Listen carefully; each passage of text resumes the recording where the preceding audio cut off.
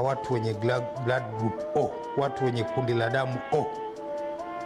Kisaikolojia sisi tutaassess tabia kiafya, hatakwenda sana, tujasomea masuala ya afya. Moja ni watu wenye hasira za haraka, wepesi wa kusamehe na kusahau. Blood group O. Hasira za haraka, wepesi wa kusamehe na kusahau. Hawataka kabisa stress. Kiafya husumbuliwa sana na vidonda vya tumbo na matatizo ya mifumo ya gesi tumboni. Natural. Okay. Wanachukia sana dharau na uonevu. Wasipofanya kazi tu wakakaa idle, huwa kama wanaumwa. Yaani mtu group O akikaa tu, yani afanye kazi yote, huwa anajisikia kama anaumwa. Wanaweza kuishi hata katika mazingira magumu, ikiwepo vijijini, kwa muda mrefu, na life span yao ni kubwa. Yaani ni mtu ambaye kukaa kijijini sio issue. Kwa mazingira magumu sio, anaishi tu. Na kazi anapiga, anapenda kupiga kazi.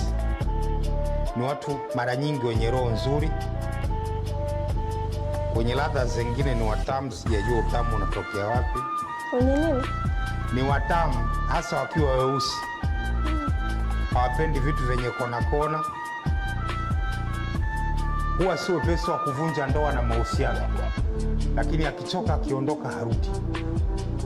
Cha mwisho sasa, kwenye kulala, watu wenye damu group O wana tabia moja mbaya, wanapenda sana kulala kifudifudi. Kifudifudi? Yani hivi. Wanalia tumbo? Sana. Yani hiyo hawezi kulala usiku kucha asifanye hicho. Kumbe ni tabia mbaya kulala na tumbo? Sio tabia mbaya, yani wamezoea, yani sijui ikoje, yani hajalala kifudifudi hajaridhika.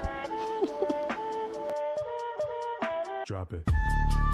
Sawa, sikiliza hii. Leo tunazama kwenye ulimwengu wa kundi la damu O. Kama una kundi hili la damu, simama imara na ujivunie, kwa sababu watu wanasema mnaendesha dunia. Lakini wakati huo huo, nyinyi ndo watu wagumu na wasiotabirika zaidi wanaotembea mitaani. Hebu tuvunje hii bila vichujio. Kwanza, watu hawa ni viongozi wa kuzaliwa. Hata hawajaribu, inatokea tu. Waweke wawili wao kwenye chumba kimoja, na mmoja atachukua uongozi, iwe unapenda au la. Umewahi kuwa na bosi ambaye husahau alichokuambia jana, lakini bado anabishana kama yuko sahihi? Nafasi ni kwamba huyo ni mtu wa kundi la damu O. Sasa tuzungumzie kuhusu nguvu zao. Hawa watu hawaachi, wanatembea kama wana betri zinazochajiwa ndani ya mfumo wao. Ukienda kupati nao, usitarajie kurudi nyumbani mapema. Wakati unachoka, wao ndio wanaanza. Na hili hapa, watu hawa huchukia mipango ya muda mrefu. Wanaamka leo na kuamua, twende safari kesho. Lakini kesho ikifika, ghafla ni hapana, twende wiki ijayo badala yake. Fikiria kuchumbiana na mtu kama huyo. Siku moja wako juu yako, siku inayofuata wanatoweka kama mzimu. Lakini sikiliza, usijaribu kamwe kumshinda mtu wa kundi la damu O kwenye changamoto. Hawapendi kushindwa. Ukicheza FIFA naona ushinde. Jiandae kwa marudio yasiyoisha. Wataendelea kusema la mwisho, kwa kweli safari hii, na kabla hujajua ni michezo mitano baadaye, na bado wanajaribu kushinda. Na mabadiliko yao ya hisia, wenda wazimu. Dakika moja wametulia, dakika inayofuata ni volkano inayolipuka. Umewahi kumwona mtu mwenye hasira kiasi kwamba anaanza kulia? Ndio, hiyo ni tabia ya kawaida ya kundi la damu O. Watu hawa pia huchukia kuwa peke yao. Wanataka kuwa karibu na watu kila wakati. Wanapenda umakini, na ukiwapuuza kwa muda mrefu sana, wanaanza kuishi kama umewasaliti. Kama mpenzi wako ni kundi la damu O na huchunguzi mara kwa mara, usishangae wakikupiga na ile, mbona unaishi mbali? Lakini tuzungumzie kuhusu hisia. Wanapopenda, wanapenda sana. Wanakupa moyo wao wote. Lakini ukicheza nao, sahau. Watakukata kama hujawahi kuwepo. Na ukiachana nao, jua tu kwamba hawatasahau. Miaka baadaye, bado watakumbuka maneno halisi uliosema ulipoondoka.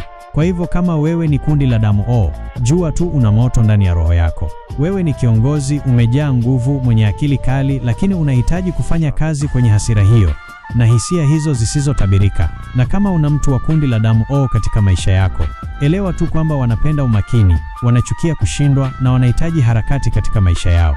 Mwishowe, dunia hii ingekuwa ya kuchosha bila wao. Kama hii imekufanya ucheke, ufikirie, au ikakukumbusha mtu, toa maoni yako.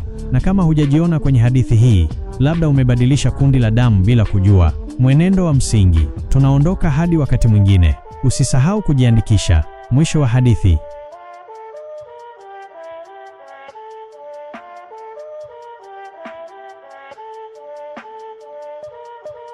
Drop it.